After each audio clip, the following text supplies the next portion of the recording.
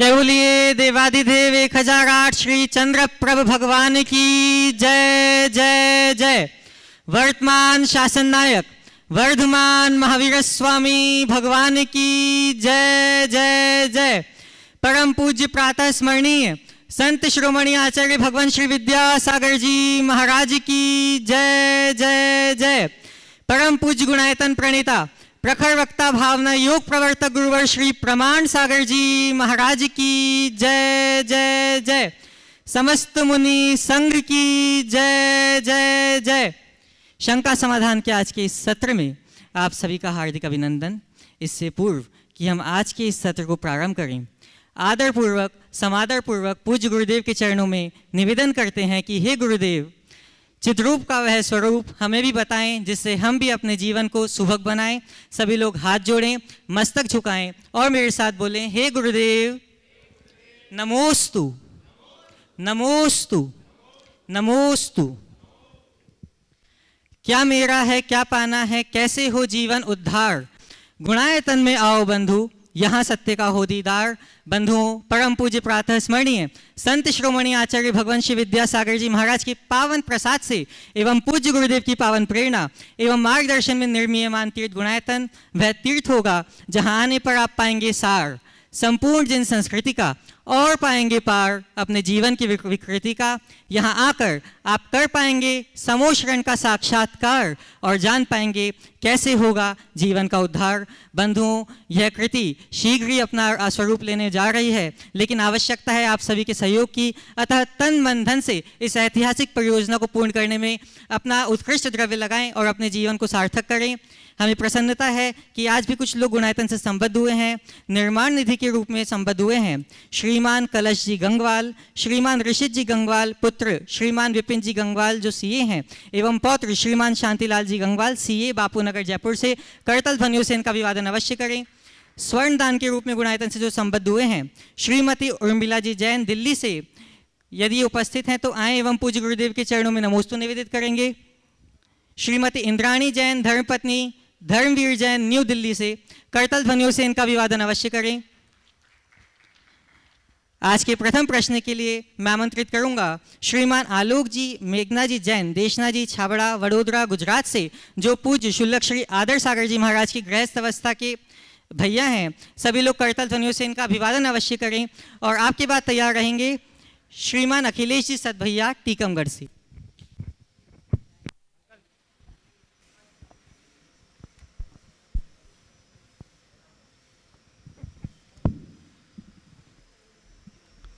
पूज्य गुरुदेव के श्री चरणों में कोटिशः नमोस्तु नमोस्तु नमोस्तु।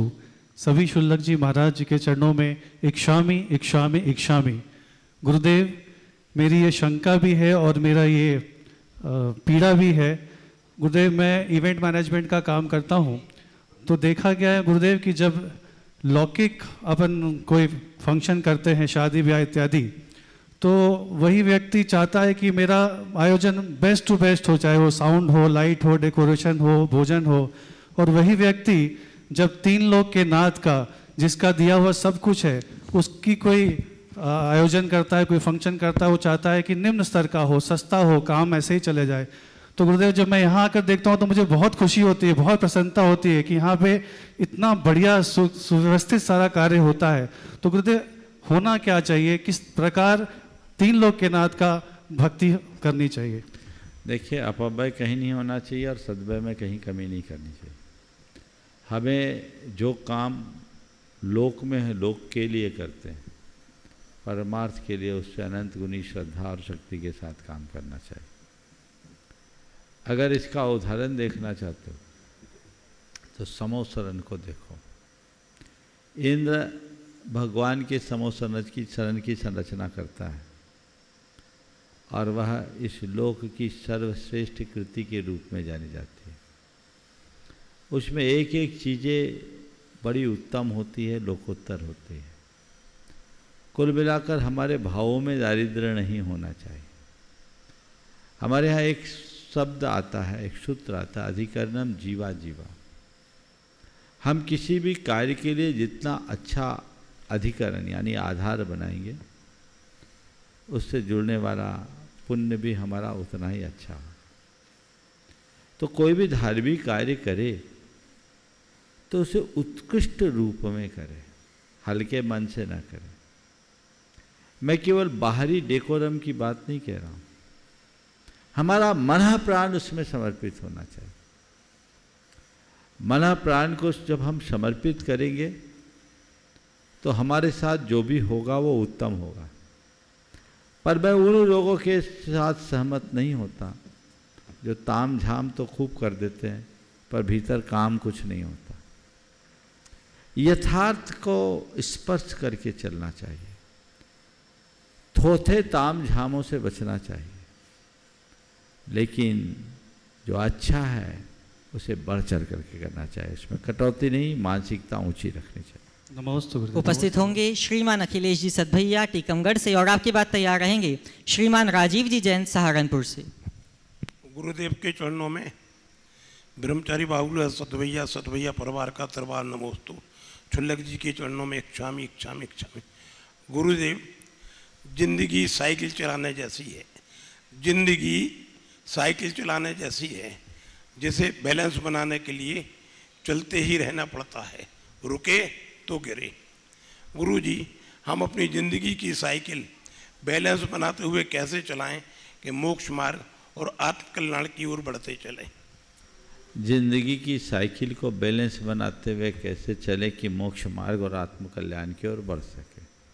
तो उसके संदर्भ में तो मैं इतना ही कहूँगा कि साइकिल के बैलेंस को बनाए रखने के लिए आपका अनुभव होगा, पैडल मारते रहना चाहिए, निरंतर पैडल मारते रहो। अगर पैडल मारते रहोगे तो साइकिल गतिमान रहेगी, और साइकिल गतिमान रहेगी तो उसका बैलेंस बना रहेगा। अगर उसकी गति रुकेगी तो फिर उसका संतुलन बिगड़ेगा। जीवन को आगे बढ़ाने के लिए सतत गतिशील रहो, प्रमादी मत बनो, कर्तव्यनिष्ठ क्रियानिष्ठ बनो। चरय वेती की उक्ति को साथ लेकर के चलो।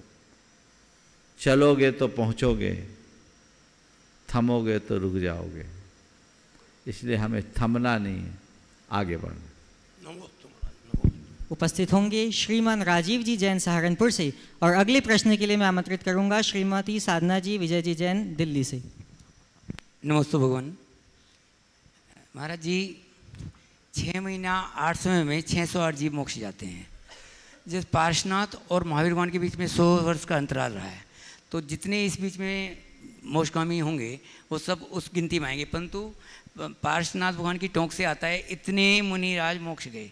अगर सारे भी 100 साल में भी 608 जीव और सबके जोड़ दें तो भी उससे वो राशि बहुत ज़्यादा बैठती है जो हमारे उसमें आती है। तो ऐसा है, बिल्कुल सही है।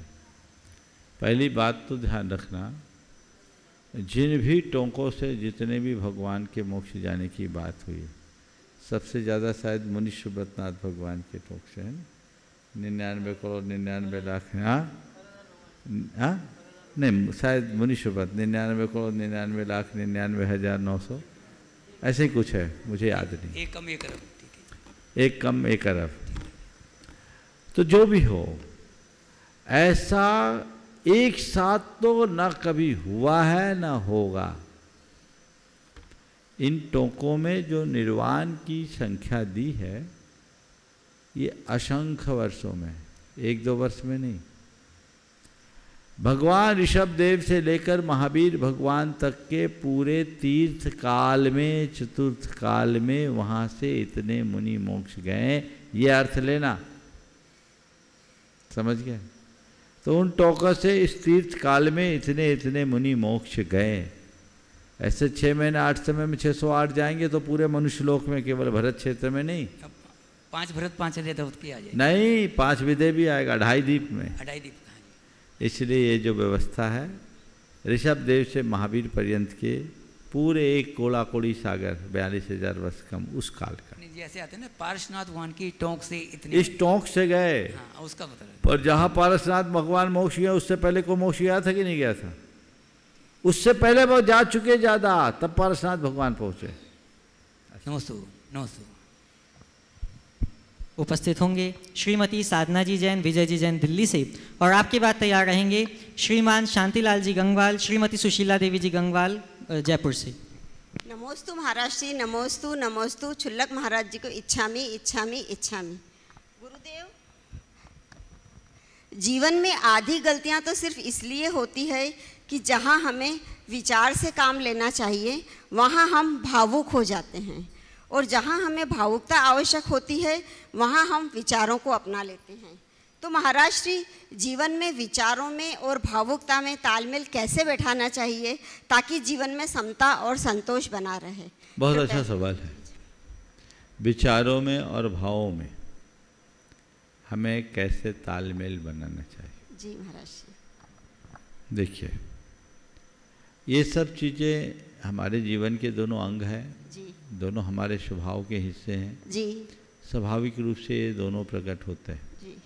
कुछ लोग ज़्यादा विचारवान होते हैं, बौद्धिक खुराक वाले होते हैं, बौद्धिक तरीके से चलते हैं, और कुछ लोग ज़्यादा भावुक हो जाते हैं। जी महाराज जी। लेकिन यदि इसमें व्यक्ति थोड़ी सी समझ लेकर के चले तो सबसे पहली बात तो ये रखना चाहिए कि हमें कहाँ विचार रखना है और कहाँ भावना को प्रधानता देनी है। जी महाराज जी। यदि कोई लेन देन का काम हो, व्यापार धंधे का काम हो, जहाँ लाभ हानि की बात हो, वहाँ हमें विचार पूर्वक ही काम करना चाहिए। विचार पूर्वक ही लेन देन करो, व्यापार करो। लाभ हानि जहाँ है बिना विचारे मत करो। भावना में बह करके किसी को दे दोगे तो फंस जाओ। लेकिन जहाँ घर परिवार की बात हो, संबंधों की बात हो, अच्छे बुरे की बात, जी महाराज, वहाँ विचार को गौण करके भावना को प्रमुखता दो। जी। अगर स्पष्ट शब्दों में कहूँ तो परिवार को भावना से चलाओ और व्यापार को बुद्धि से चलाओ। ये चीज़ तो है। लेकिन आपके पूछने का आशय ये है कि हम ये क्षमता अपने अंदर कैसे विकसित करें कि जो काम विचार पूर्वक करने वाला है, होने वाला है, उसे विचार पूर्वक करें, और जो भावना से करने की बात है उसको हम भावना से करें, या जहाँ जितना विचार अपेक्षित हो उतना विचार रखें और जहाँ जितनी भावुकता जरूरी है उतनी भावुकता रखें। ये संतुलन हम कैसे लाए, शायद आप यही पूछना जी महाराज, क्योंकि अक्सर असंतुलन ही हो जाता है और उसका परिणाम भी बुरा होता है। तो देखिए, विचार और भावना दोनों में हम बहुत आसानी से संतुलन ला सकते हैं, बशर्ते हम कुछ दिन का अभ्यास करें। इसका एक बहुत अच्छा तरीका है, रोज़ शाम के समय एकांत स्थान पर बैठे और सुबह से शाम तक अपने द्वारा किए गए कृत्यों को रिकॉल करें जी। और देखें कि कहाँ हम भावुकता में आगे बढ़ें और कहाँ हमने विचार खोया, कहाँ ज़्यादा विचार कर दिया और कहाँ हमने एकदम भावना को गौण कर दिया। जी महाराज, उनकी समीक्षा करें और नोट करें और मन को एक कमांड दें। अब जब कभी ऐसी सिचुएशन होगी तो हम इसकी पुनरावृत्ति नहीं करेंगे। नंबर 1, यदि ऐसा हम करेंगे तो कुछ दिनों में हम अपने भीतर एक बहुत बड़ा परिवर्तन महसूस कर सकेंगे। दूसरी बात, 2 कमांड अपने मन में हमेशा दें। मुझे समझदारी से काम लेना है, मुझे समझ रखना है या सही समझ रखनी, और दूसरा, मुझे भावनाओं पर नियंत्रण रखना है। जी, मुझे भावनाओं पर नियंत्रण रखना है। ये दोनों चीज़ें यदि सामने आएगी तो हमारी समझ भी बढ़ेगी और हमारा संयम भी बढ़ेगा। प्रायः लोग हड़बड़ी में गड़बड़ करते हैं, भावुकता में जो भी काम करते हैं उनके लिए भावुकता का वेग आता है और उस वेग के बहाव में वो बह जाते हैं, बहुत कुछ चीज़ें उनकी खो जाती हैं। यदि व्यक्ति ये रखे कि मुझे संयम रखना है, भावनाओं पर नियंत्रण रखना है, तो हर घड़ी ये वाक उनके मन में गूंजेगा और जिसके प्रभाव से वे अपने आप को बचाने में समर्थ हो सकेंगे। इसी तरह कई बार व्यक्ति संयम या समझ खो देता है। समझ नहीं खो देने के कारण अरे उस समय मैंने समझा नहीं, विचार नहीं किया, इसलिए गड़बड़ हो गया। तो यदि ये कमांड अपने मन को बार बार दिया जाए कि मुझे समझ रखनी है, मुझे समझ रखनी है, मुझे समझ रखनी है, तो बात हमारे अंतर मन में बैठेगी और कोई भी कार्य हम समझ से, विवेक के साथ करने में सक्षम हो सके। नमोस्तु महाराज। उपस्थित होंगे श्रीमती सुशीला देवी जी, श्रीमान शांतिलाल जी गंगवाल, गुणायतन प्रांतीय अध्यक्ष जयपुर से, और आपकी बात तैयार रहेंगे श्रीमान प्रमोद जी जैन लखनऊ से। नमोस्तु गुरुदेव, नमोस्तु गुरुदेव, नमोस्तु गुरुदेव। इच्छामि इच्छामि इच्छामि।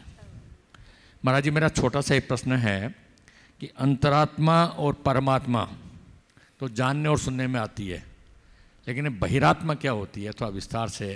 देखिए, आत्मा की 3 स्थितियाँ, बहिरात्मा, अंतरात्मा और परमात्मा। बहिरात्मा मतलब जो अपनी आत्मा को बाहर देखे, जो शरीर और आत्मा में ऐक्य बुद्धि रखे, दोनों को एक माने, जो देह जगत को ही सब कुछ माने, जिसकी दृष्टि बाहरी हो, भौतिक हो, वो बहिरात्मा है, अज्ञानी है। दूसरा अंतरात्मा, जिसने अपने अंतरंग में विराजमान आत्मा को पहचान लिया है। मैं एक विशुद्ध आत्मा हूँ, ऐसा जिसका ज्ञान और श्रद्धान है, वो अंतरात्मा है, जिसे हम दूसरे शब्दों में कहें भेद विज्ञानी, सम्यक दृष्टि अंतरात्मा है। और परमात्मा, जिसने अपने आत्मा के परम रूप को प्रकट कर लिया, यानी जिसकी आत्मा पूरी तरह विशुद्ध हो गई, जिसने कर्म कलुष को पूर्णतः नष्ट कर दिया, वो परमात्मा। तो प्रभु परमात्मा परमात्मा है, जो हमारा ही विकसित रूप। उससे पूर्व के जो साधक है वो अंतरात्मा है, और जो अभी अज्ञानता में जी रहे हैं वो सब बहिरात्मा। नमोस्तु महाराज जी, नमोस्तु महाराज। उपस्थित होंगे श्रीमान प्रमोद जी जैन लखनऊ से, और आपकी बात तैयार रहेंगे कुमार अनिमेश जी जैन गोमिया से। नमोस्तु महाराज श्री छुल्लक महाराजों को इच्छामी महाराज। महाराज जी, मुझे पूछना, महावीर स्वामी की देशना जो है 66 दिन के बाद खिरी थी, तो पहला क्वेश्चन तो यह है महाराज जी कि क्या एक पहले दिन की देशना में सारा द्वादशांग समाहित हो गया था, या क्रमशः विषय वाइज जो है आगे चढ़ता जाता है? और दूसरा क्वेश्चन, मेरा प्रश्न यह है कि क्या गणधर महाराज जो वहाँ जाते हैं, बनते हैं, क्या वो पूर्व से ही द्वादशांग के ज्ञानी होते हैं, या समुद्र में आने के बाद क्रमशः उनका ज्ञान जो है उससे बढ़ता है? बहुत अच्छा सवाल। देखिए, जब तीर्थंकरों की प्रथम देशना होती है तभी तीर्थ की प्रवृत्ति होती है। और तीर्थ का मतलब क्या है? द्वादशांग रूप आगम और उस पर आधारित चतुर्विध संघ की स्थापना। भगवान महावीर ने जिस दिन तीर्थ का प्रवर्तन किया, उसी दिन द्वादशांग की संरचना हुई और मुनि आर्यिका श्रावक श्राविका रूप चतुर्विध संघ की स्थापना हुई। ये तीर्थ की प्रवृत्ति के दिन में ही। इसलिए इस आधार पर हम ये कह सकते हैं कि द्वादशांग एक ही दिन में बनता है। और हमारे गणधरों के पास इतनी क्षमता होती है, इतनी प्रतिभा होती है कि वे भगवान की वाणी को एक अंतर मुहूर्त में ही समझकर उसे द्वादशांग रूप में गर्भित कर देते हैं, ज़्यादा समय नहीं लगता। और जहाँ तक गणधरों का सवाल है, तो सभी गणधर जिस समय गणधर बनते हैं उसी क्षण उनके अंदर बुद्धि आदि सारी रिद्धियाँ प्रकट हो जाती है और वे द्वादशांग के ज्ञाता। नमस्ते। उपस्थित होंगे कुमार अनिमेश जी जैन गोमिया से। महाराज श्री के चरणों में 3 बार नमोस्तु नमोस्तु नमोस्तु। छुल्लक जी के चरणों में इच्छामी महाराज श्री। महाराज श्री, मेरा प्रश्न ये है, आज के परिवेश में अजीव को हम ज़्यादा महत्व देते हैं और जो जीवित चीज़ें हैं उनको हम कुछ महत्व नहीं देते। कृपया करके इसमें समाधान दें। यही संसार की लीला है, क्योंकि मनुष्य की संवेदना दिनों दिन क्षीण हो रही है हम व्यक्ति की जगह वस्तुनिष्ठ होते जा रहे हैं। और जब व्यक्ति की चिंतन धारा वस्तुनिष्ठ होती है तो व्यक्ति गौण हो जाता है, वस्तुएं मुख हो जाती है। हमें वो कहानी याद रखनी चाहिए, जब किसी पेंटर की पेंटिंग के लिए व्यक्ति ने $1,00,000 खरीदा और बाहर वही भिखारीन बैठी थी जिसकी पेंटिंग उसने 1,00,000 में खरीदा, उसके लिए ₹1 भी नहीं दिया। ये हमारी बड़ी विचित्रता है, ये मनुष्य की मोथली होती हुई संवेदना की अभिव्यक्ति। तो हम हमेशा इस बात को ध्यान रखें कि हमारी दृष्टि वस्तुनिष्ठ न होकर आत्मनिष्ठ हो, अध्यात्मनिष्ठ हो, व्यक्तिनिष्ठ हो। नमोस्तु महाराज, इच्छामि महाराज श्री। अब हम पूज्य शुल्लक श्री सुभग सागर जी महाराज के चरणों में सविनय इच्छामि पूर्वक निवेदन करेंगे कि हे महाराज श्री, अपनी शंका के माध्यम से हम सभी को समाधान की दिशा प्रदान कराएं। इच्छामि महाराज जी।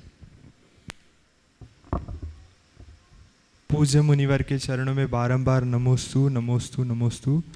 महाराज जी, ऐसा कहा जाता है कि मेहनत इतनी खामोशी से करो कि सफलता शोर मचा दे, लेकिन आज देखा जाता है कि लोग मेहनत करने में, लोगों का मेहनत करते करते शोर मच जाता है, तो सफलता तो दूर ही रहती है। तो महाराज जी, किस प्रकार से मेहनत करें ताकि सफलता आसानी से मिल जाए? मेहनत इतनी खामोशी से करो कि सफलता शोर मचा दे। बहुत अच्छी बात है, जिसकी भी ये बात है बहुत प्रेरणाप्रद है। लेकिन आपने बिल्कुल सही कहा, आजकल कुछ इससे विपरीत दिखता है। मैं तो यही कहूँगा, जो लोग ज़्यादा शोर मचाते हैं वो उपलब्धियों के शिखर पर नहीं पहुँच पाते, लेकिन जो श्रम करते हैं वे शिखर पर पहुँच जाते हैं। हमारे दृष्टि में हमेशा हमारा लक्ष्य होना चाहिए, लक्ष्य के प्रति समर्पण होना चाहिए, और उस समर्पण में के साथ यदि हम आगे बढ़ें, श्रम करें, तो हमारे लिए उसका परिणाम मिलता है। बातें करने से कुछ नहीं होता। इसलिए मेहनत इतने खामोशी से करो कि सफलता शोर मचा दे। मैं इसके साथ एक बात और जोड़ूंगा। लक्ष्य के समय इतना अपने लक्ष्य के लिए लीन हो जाओ कि किसी को पता ही न लगे। पता तब लगे जब तुम मंजिल तक पहुंच जाओ। मैं निवेदन करूंगा पूज्य शुल्लक श्री स्वरूप सागर जी महाराज के चरणों में कि हे महाराज श्री, हे और उपादेय का स्वरूप हम सबको समझ में आए, इस भाव से आप अपनी शंका के माध्यम से सबको समाधान प्रदान कराएं। इच्छामि महाराज जी। महाराज श्री के चरणों में बारंबार नमोस्तु। महाराज श्री, एक बार आपने बताया था कि वर्तमान में जैन मंदिर निर्माण के लिए स्वर्णिम काल चल रहा है, इतने मंदिर निर्माण हो रहे हैं, इतनी प्रतिष्ठाएं हो रही हैं। महाराज श्री, एक समय ऐसा भी था जब जैन मंदिरों का बहुत विध्वंस हुआ और अपहृत हुए। तो कई बार क्या होता है कि वर्तमान में मंदिरों को पहचानने में, सिद्ध करने में बहुत समस्याएं आती हैं कि एक दिगंबर जैन मंदिर है।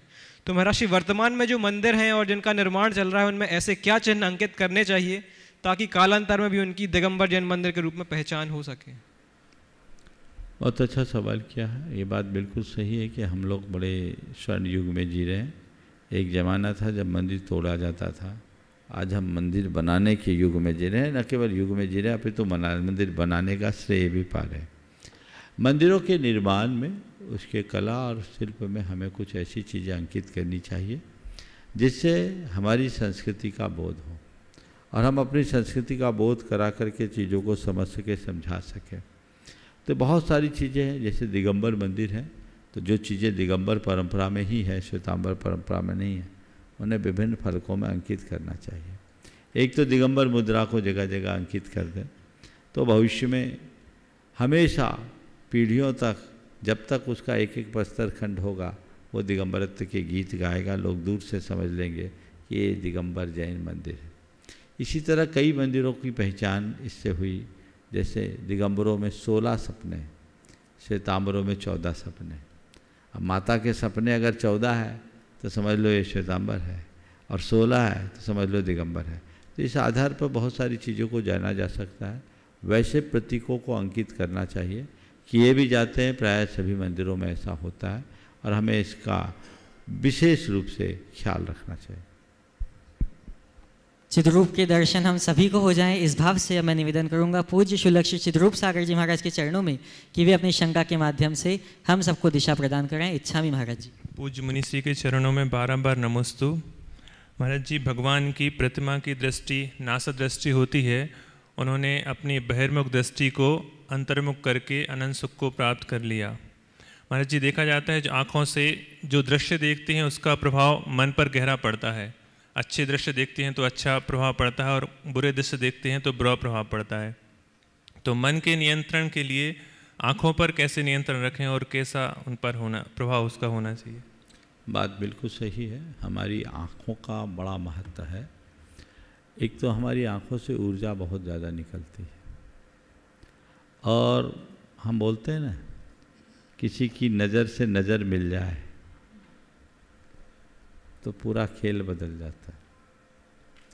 नज़र लग जाने में भी समस्याएं खड़ी हो जाती। ये इस बात का प्रमाण है कि हमारे जीवन में हमारे आँखों का, हमारी नज़रों का बड़ा गहरा संबंध है। इसलिए दृष्टि संयम, अगर किसी भी व्यक्ति को देखें तो सामान्य दृष्टि से देखना, व्यक्ति हो या वस्तु, दिखना और देखना इसमें भी अंतर है। चीज़ों को हम देखते हैं, सहज भाव से दिखती है तो देखेंगे, आंखें बंद तो करेंगे नहीं, पर देखने की प्रगाढ़ इच्छा होना असंयम की ओर हमें आकर्षित करेगा। जो दिखे उसे देखो, और अगर किसी को देखना भी है तो घूर घूर के मत देखो, बीत राग भाव से देखो, ताकि वो हमें ज़्यादा प्रभावित न करे।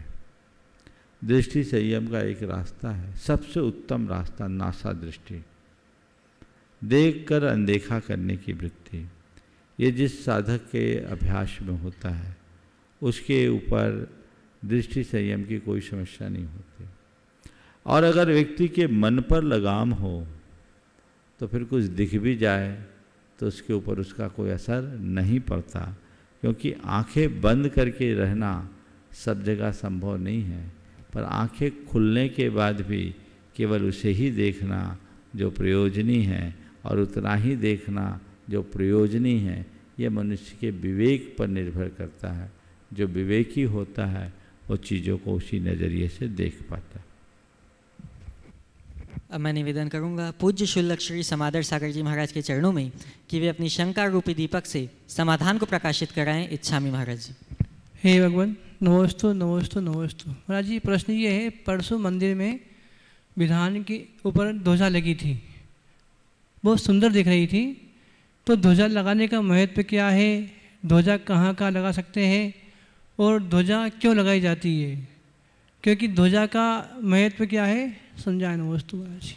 देखिए, ध्वजा हमारे शासन का चिन्ह है और ध्वज तो विजय का भी प्रतीक है। राजा महाराजाओं के यहाँ राज ध्वज लगता था तो धर्मी जनों और धर्म स्थलों पर धर्म ध्वजा फहराई जाती, जो विजय का प्रतीक है। शास्त्रों में ध्वजा का समोसरण में महत्वपूर्ण स्थान है।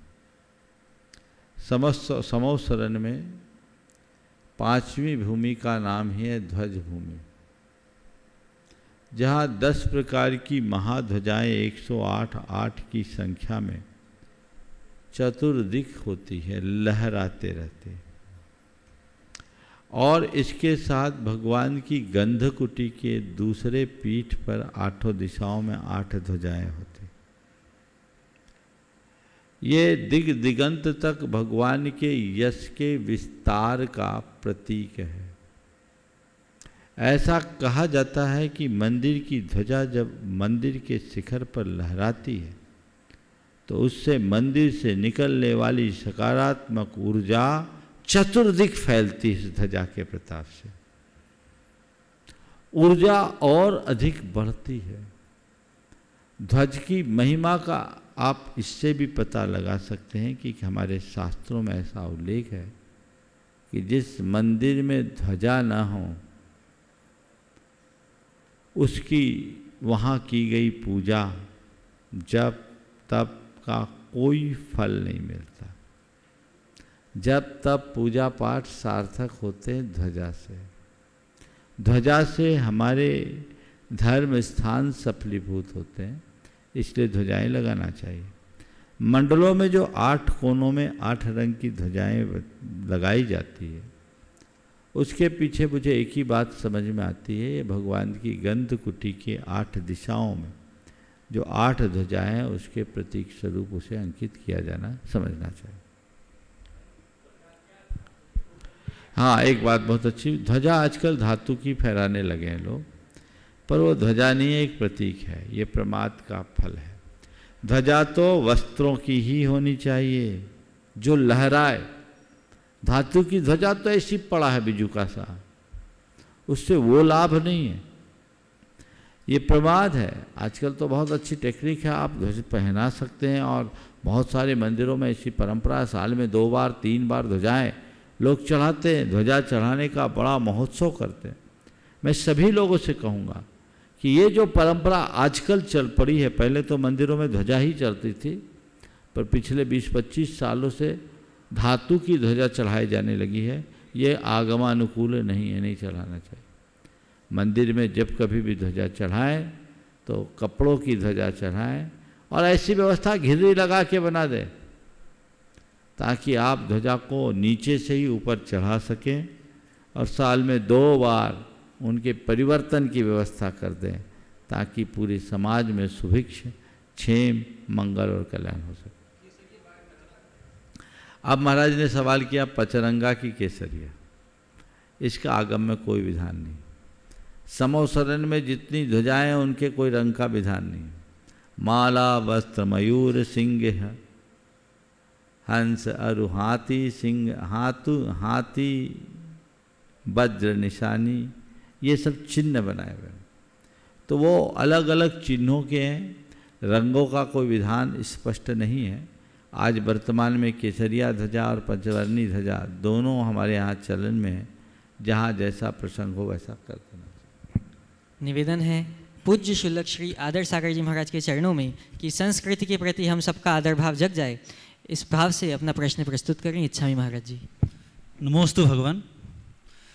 महाराज जी, 5 पाप में से प्रथम 4 पाप हिंसा, झूठ, चोरी, कुशील, इन सब से सब बचना चाहते हैं और समाज भी इसे स्वीकार नहीं करता है।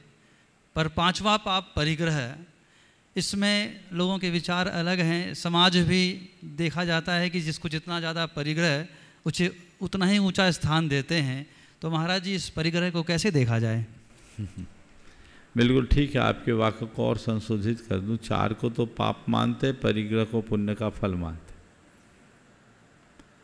जितना पैसा सोचते मेरे पास उतना पुण्य है, ये नज़रिए का बदलाव।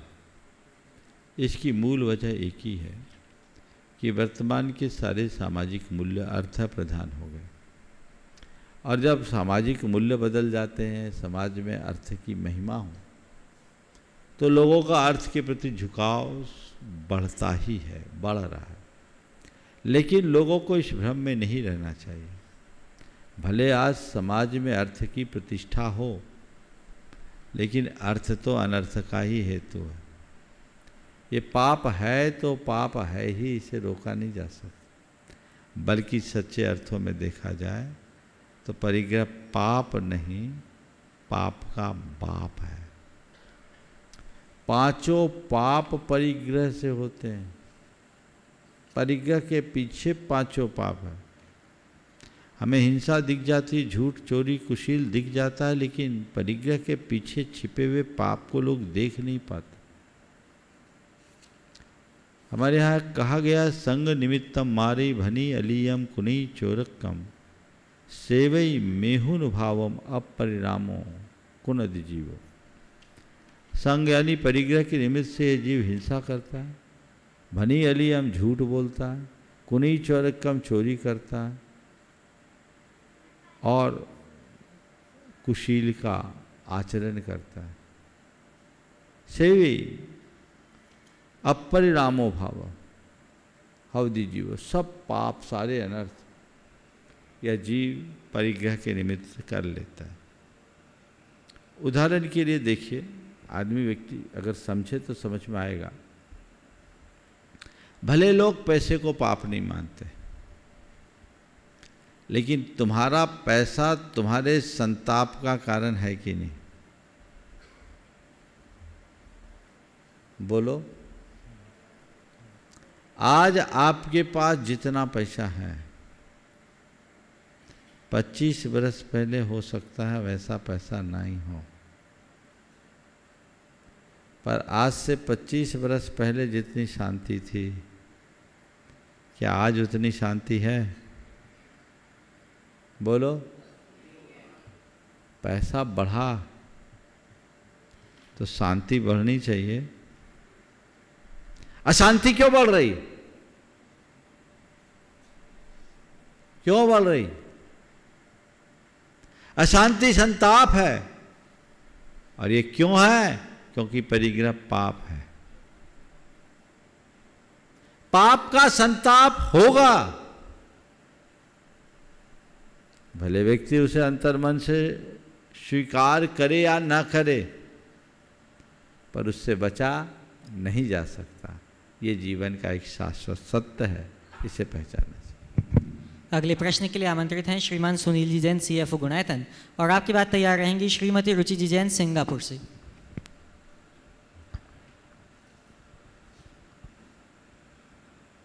नमोस्तु गुरुवर, नमोस्तु गुरुवर, नमोस्तु। सभी चुल्लों के चरणों में इच्छामी। महाराज जी, पहले तो मैं सूचना देना चाह रहा हूँ, जो हमारे पास है, जो दान दातार हैं, वो दान तो भेज देते हैं, अपनी राशि भेज भी देते हैं, परंतु उसकी पूर्ण सूचना नहीं देते, जिससे हमें जो है उसका धन का उपयोग नहीं कर पाते हम, और उनके नाम राशि खड़ी रहती है। जब याद दिलाते हैं तब तो हमने तो भेज दिया, सूचना दो भाई क्या डिटेल भेज, वो नहीं भेजते हमें। तो अगर भेजें तो हमें ज़्यादा आसानी रहेगी और उनके नाम के अमाउंट भी कट जाएगा, तो और वो राशि में यूज कर पाएंगे। तो मेरा सभी से निवेदन है, जो प्रोग्राम देख रहे हैं, संघ का समाधान देख रहे हैं, कि जिसने जो राशि भेजी है वो तुरंत हमें सूचना दे, पूर्ण सूचना, और 2 या 3 दिन में हमसे रसीद मांग ले, ताकि हम प्रॉपर रसीद उसको दे सकें और उसके नाम से राशि भी खत्म हो जाए। सवाल? हाँ, एक सवाल हमारा सी, आजकल हमारे सुनने में आता है कि त्यौहार फीके होते जा रहे हैं, परंतु मुझे लगता है कि हमारा व्यवहार फीका होता जा रहा है। तो इसका और भी कोई कारण तो बताएं महाराज। त्यौहार फीके हो रहे हैं कि व्यवहार फीका हो रहा है? हाँ। बहुत अच्छी बात। त्यौहार फीका है या व्यवहार फीका है? मुझे त्यौहार भी फीका दिख रहा है, व्यवहार भी फीका दिख रहा है, और उसके पीछे की वजह है वो 2 है। त्यौहार फीके होने की वजह तो है सांस्कृतिक निष्ठा की कमी। दिनों दिन आज हमारी सांस्कृतिक निष्ठा कम हो रही, और सांस्कृतिक निष्ठा कम होने से हम अपने पर्व त्योहारों को महत्व नहीं देते, और आजकल के समय मीडिया भी इसमें बड़ी भूमिका दे रहा है। हम अपने मूलभूत त्योहारों को भूलकर दूसरे को डिजिटल माध्यम से बधाइयाँ देने में ही मशगूल हो जाते हैं, जिनसे हमारा कोई लेना देना नहीं। पर्व, उत्सव, त्यौहार हमारी संस्कृति के पोषक होते हैं, संवाहक होते हैं। इनमें हमारी संस्कृति छिपी होती है। जब तक ये चलते रहेंगे हमें अपने सांस्कृतिक अस्मिता का बोध होगा। आजकल ये चीज़ें कम हो गई, जिसके कारण लोग अपने मूलभूत संस्कृति को भी भूलने लगे। हमें आवश्यकता है लोगों के हृदय में सांस्कृतिक निष्ठा जगाने की।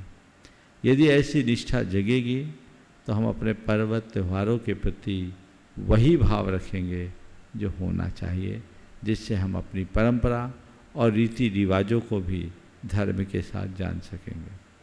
दूसरी बात जो आपने कही कि व्यवहार फीका हो रहा है, व्यवहार फीके होने के पीछे दो कारण दिखते हैं। एक तो आज की बदली हुई सोच, उपभोक्तावादी मनोवृत्ति। उपभोक्तावादी सोच ने हमारे सारे व्यवहार को बिगाड़ दिया। आज हमारी सोच पूरी तरह वस्तुनिष्ठ हो गई। हर व्यक्ति अब आत्म केंद्रित होकर के जीना शुरू कर दिया। इस सोच ने हमारे पूरे व्यवहार को बिगाड़ा है। इसके कारण जो दूसरी समस्या हमारे सामने आई, परस्परता, प्रेम, आत्मीयता, बंधुत्व, सहजीवन के जो उदात्त मूल्य थे, वे सब छिन्न भिन्न हो गए। जिसके आधार पर हमने वसुधैव कुटुंबकम का उदात्त सूत्र पाया। अब कुटुंबिक हो गया तो वसुधैव कुटुंब की बात क्या करेंगे। इसकी वजह है, इसमें एक बड़ा कारण है आज की बदली हुई जीवन शैली और आधुनिक शिक्षा, जिसने हमारे व्यवहार को पूरी तरह बिगाड़ दिया। पहले लोग इन सब चीज़ों को समझते थे, तब व्यवहार निपटा था। अब जब मूलभूत मूल्य ही समाप्त होंगे तो व्यवहार किससे। नमोस्तु नमोस्तु नमोस्तु। उपस्थित होंगी श्रीमती रुचि जी जैन सिंगापुर से।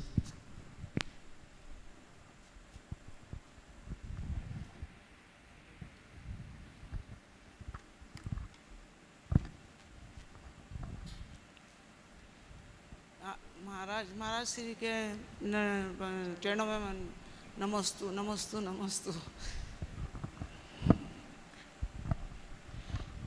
महाराज जी, अनुकूल परिस्थिति में तो धर्म सब लेकर लेते हैं, प्रतिकूल परिस्थिति में धर्म कैसे करें, कृपया मार्गदर्शन। अनुकूल परिस्थिति में धर्म सब कर लेते हैं, प्रतिकूल परिस्थिति में धर्म कैसे करें।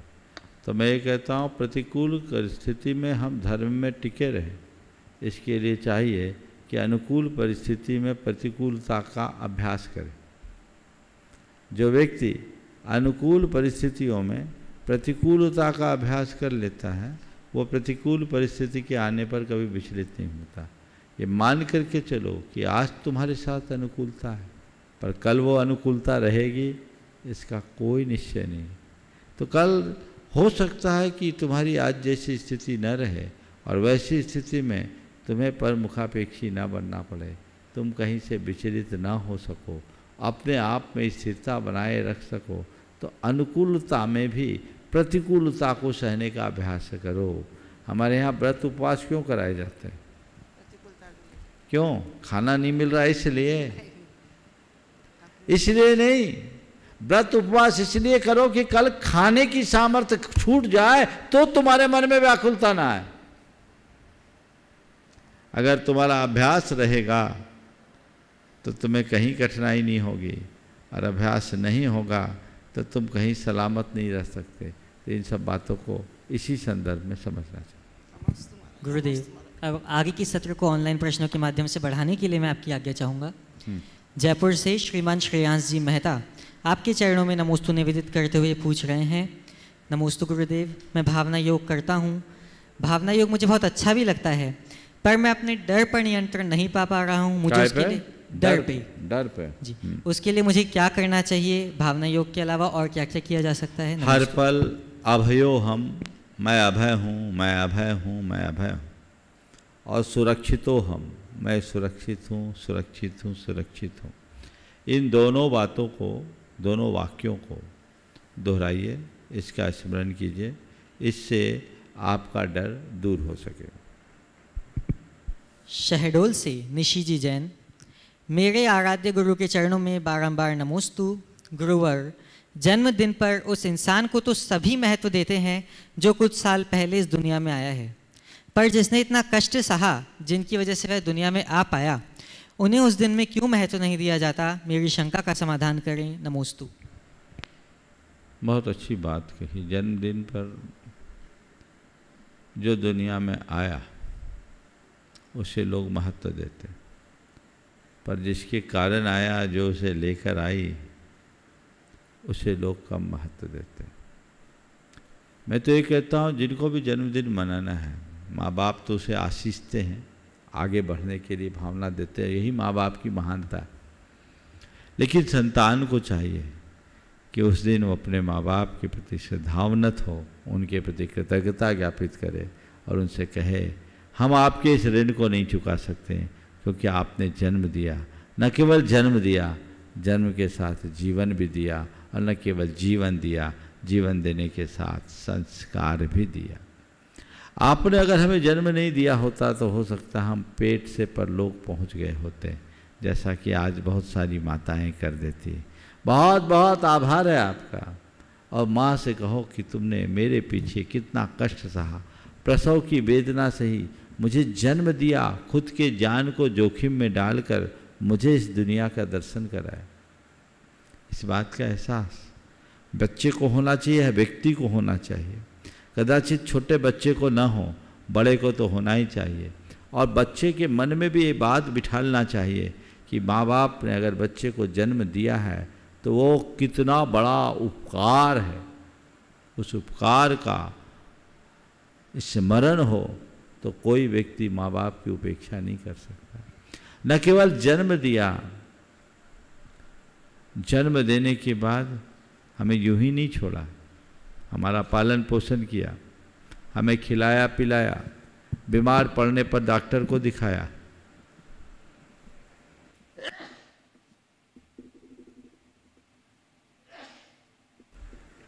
हमारे सारे सुखों का ध्यान रखा। कितना बड़ा उपकार। अगर जन्म देकर हमें किसी झाड़ी में छोड़ दिए होते तो हमारा क्या होता, हमारे जीवन की दशा क्या होती, सब कुछ छिन्न भिन्न हो गया हो। बहुत बड़ा उपकार है कि उनने हमें जन्म दिया, फिर जीवन दिया, और जीवन ही नहीं दिया, संस्कार दिया, पढ़ाया लिखाया, योग्य बनाया। आज एक सभ्य मनुष्य की भांति तुम जी रहे हो, ये माँ बाप का ही उपकार है। यदि तुम्हें जन्म देकर म्यूनिसिपैलिटी के भरोसे छोड़ दिया होता तो आवारा अपराधी बन करके फिरते होते, और क्या होता। कितना बड़ा उपकार है। इसलिए अपने जन्मदाता, जीवनदाता और संस्कारदाता माँ बाप के ऋणों का स्मरण हमेशा करना, उन्हें कभी भूलना नहीं। और जन्मदिन की जिस दिन तुम्हें बधाई मिले, उस बधाई को स्वीकारते समय जितनी बधाइयाँ आएँ सबको माँ बाप के चरणों में अर्पित कर देना और उन्हें याद करना। वे लोग अपने आप को भाग्यशाली समझे जिन्हें अपने माँ बाप का सानिध्य मिल रहा है, और जिनने अपने माँ बाप को खो दिया, कम से कम परोक्ष में उन्हें याद करके उनके प्रति अपनी सद्भावनाएं प्रेषित करे तो जन्मदिन मनाने का आनंद भी बढ़ेगा। और मैं समझता हूँ कुछ अंशों में माँ बाप के ऋण से मुक्ति का रास्ता भी खुलेगा। कोलकाता से श्रीमान प्रगेश जी जैन आपके चरणों में अपनी प्रणति अर्पित करते हुए पूछ रहे हैं, गुरुदेव, हमारे सबकॉन्शियस माइंड में हमारा सबकॉन्शियस माइंड हमारे विपरीत रहता है, तो उसको ऐसा कौन सा कमांड दें कि वो हमारे कंट्रोल में आ जाए, और इसके अलावा हमें क्या क्या करना चाहिए? सबकॉन्शियस माइंड को कंट्रोल में करने की कोई ज़रूरत नहीं है। जो आप पाना चाहते, जो आप होना चाहते, उसकी भावना भाइये। आपका सबकॉन्शियस माइंड आपके कॉन्शियस माइंड को कंट्रोल कर लेगा। यदि हम अपनी मनोवृत्ति को बदलना चाहते हैं तो जो हम होना चाहते हैं वैसा होने का प्रयास करें, वैसी भावना बार बार दोहराएं। अगर आपका मन नियंत्रण में नहीं है तो बार बार एक ही वाक्य दोहराइए कि मुझे संयम रखना है, मुझे भावनाओं पर नियंत्रण रखना है, मुझे संयम रखना है, मुझे संयम रखना है। ये बातें दोहराने से आप बहुत आसानी से अपने संयम को प्रकट कर सकेंगे। बिनौली बागपत से श्रीमान नितिन जी जैन पूछ रहे हैं, नमोस्तु गुरुदेव, मैंने कहीं पढ़ा था कि इराक में दुकानदार किताबों को रात के समय, ओम फिर से बोलो, इराक में दुकानदार किताबों को रात के समय बाहर ही लगा छोड़ देते हैं, क्योंकि उनका मानना है कि चोर पढ़ेगा नहीं और पढ़ने वाला चोरी करेगा नहीं। तो महाराज श्री, मेरी शंका यह है कि उनका ऐसा मानना कहाँ तक सही है, क्योंकि आज के समय में कभी कभी उल्टा ही देखने को मिलता है। कृपया समाधान दें। पहली बार मैंने सुना इराक की ईरान कहाँ है? इराक में किताबों को लोग घर के दुकान के बाहर खुला छोड़ देते हैं ताकि उन्हें पता है चोर पढ़ेगा नहीं और पढ़ने वाला चोरी करेगा नहीं। अगर ऐसा सच है तो बहुत उत्तम दृष्टिकोण है।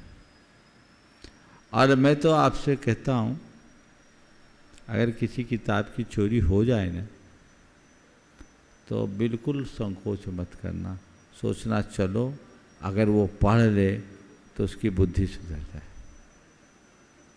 बुद्धि सुधर जाए, ऐसी भावना भानी चाहिए। जो किताब को किताब की दृष्टि से लेगा पहले चोरी नहीं करेगा, और कदाचित उसके प्रलोभनवश आ भी गया तो किताब उसके जीवन को बदले बिना नहीं रहेगी।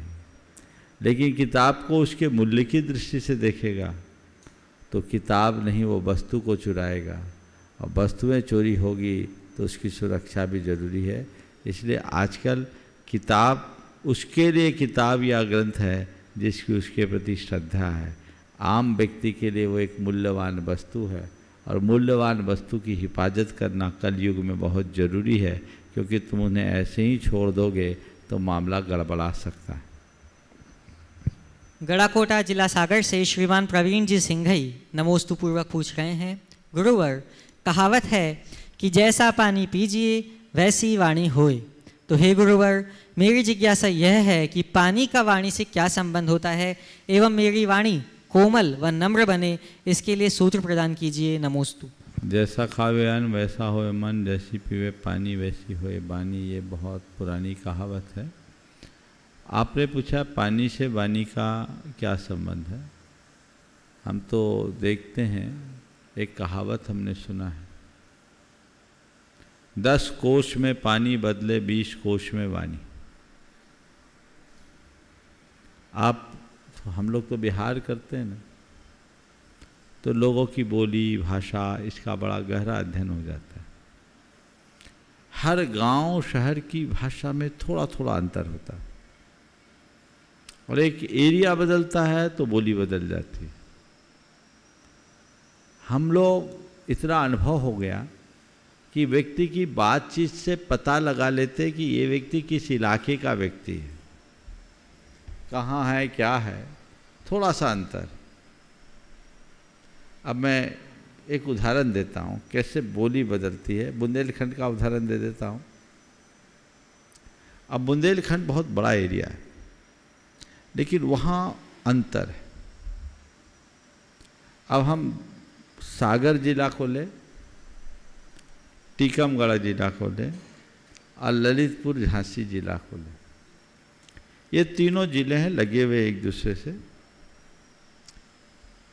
अगर ये तीनों में एक ही वाक्य की बात करें तो एक बोलेगा तुम कहाँ गए थे, तो पूछेगा कितने गए थे, कितने गए थे। ये सागर में लोग बोलेंगे किते, और टीकमगढ़ वाले बैठे हैं बोलेंगे किताएं। यही बोलते हैं ना, किताएं।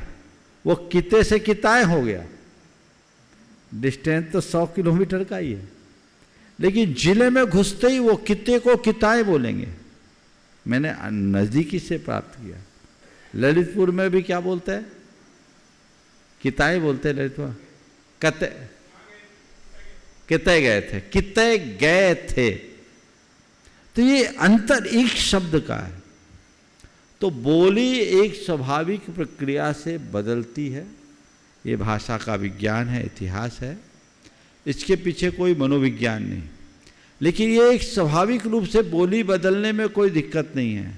पर अगर अपने बोली में पुरुषार्थ से बदलाव लाना चाहते हो तो कोई भी वाक्य बोलने के पहले सावधानी रखो, सजगता रखो। हमें क्या सावधानी रखनी, कई कई जगह बहुत बड़ा अंतर होता है। हम लोग प्रांत बदलते हैं, बॉर्डर के इस तरफ बोली एकदम अलग, बॉर्डर के इस तरफ बोली एकदम अलग, बोली बदल जाती है। तो ये अंतर है बहुत। सब तरफ एक ही वाक्य को लोग अपने अपने तरीके से बोलते हैं, बदलते हैं, और ये परिवर्तन स्वाभाविक होता है। उसे उसी संदर्भ में देखना और समझना चाहिए। हम अपनी वाणी में संयम रखें, मिठास रखें। इसी भाव के साथ आज के सत्र को यहीं पर विराम। बोलिए परम पूज्य आचार्य गुरुवर श्री विद्यासागर जी महाराज। प्रमाण सागर जी महाराज की जय जय जय।